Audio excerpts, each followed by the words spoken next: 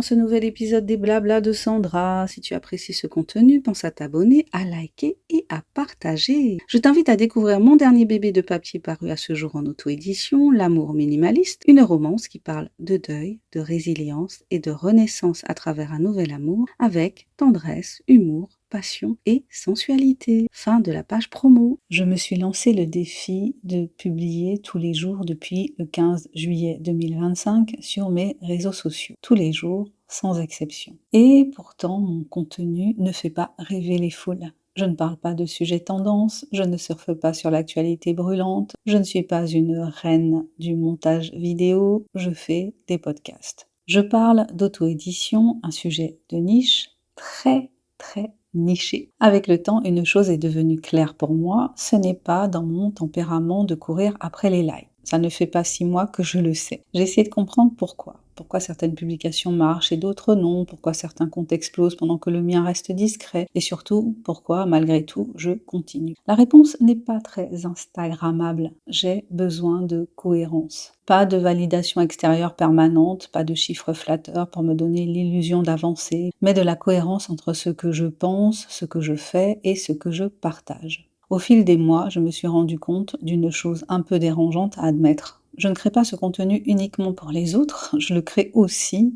peut-être surtout, pour moi. Pour structurer ma pensée, pour mettre des mots sur ce que je vis en tant qu'autrice indépendante, pour laisser une trace, même discrète, de ce chemin-là. Et puis pour partager des réflexions autour de l'auto-édition, principalement. Quand je regarde mes statistiques, elles sont honnêtes. Elles ne mentent pas. Peu de vues, peu de réactions, et pourtant une régularité que je n'avais jamais tenue avant.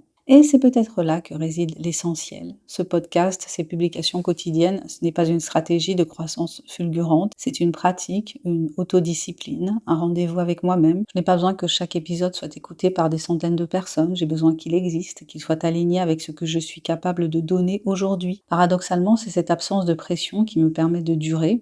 Enfin, la pression, il n'y a que moi qui me la met. Si je créais uniquement pour performer, j'aurais déjà arrêté. Mais comme je crée pour rester cohérente, je continue. Et peut-être que c'est ça au fond le vrai luxe à l'ère des réseaux sociaux, ne pas être dépendante du regard des autres pour avancer. Si une personne tombe sur ce contenu et s'y reconnaît, c'est déjà énorme. Si personne ne tombe dessus, mais que moi j'y trouve du sens, c'est très important. Je ne sais pas où ce podcast me mènera, je ne sais pas s'il grandira, je ne sais même pas s'il doit grandir. Ce que je sais en revanche, c'est qu'il m'aide à rester fidèle à moi-même.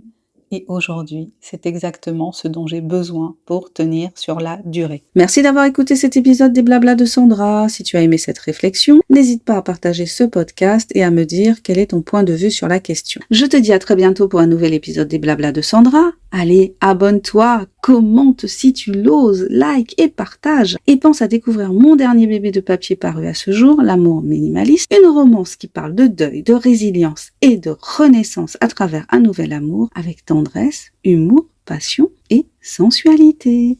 Bye bye!